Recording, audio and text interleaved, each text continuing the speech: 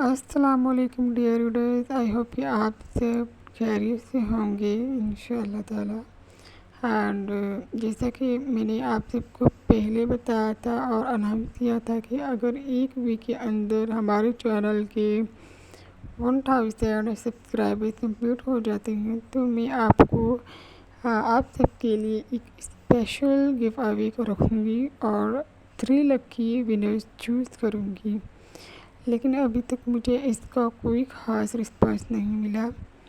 سو گائز، اگر آپ چاہتے ہیں کہ گیو اوے ہو تو میک شیور آپ چینل کو سبسکرائب کریں، ویڈیو کو لائک کریں اور کامنٹ ضرور کریں تاکہ مجھے پتہ چلے کہ کون کون انٹرسٹڈ ہے۔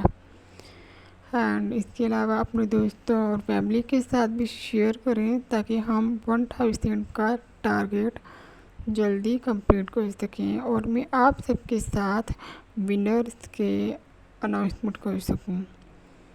چلیں پھر زیادہ ٹائم ویسٹ نہیں کرتے، چلتے ہیں سیدھا کہانی کی دنیا میں۔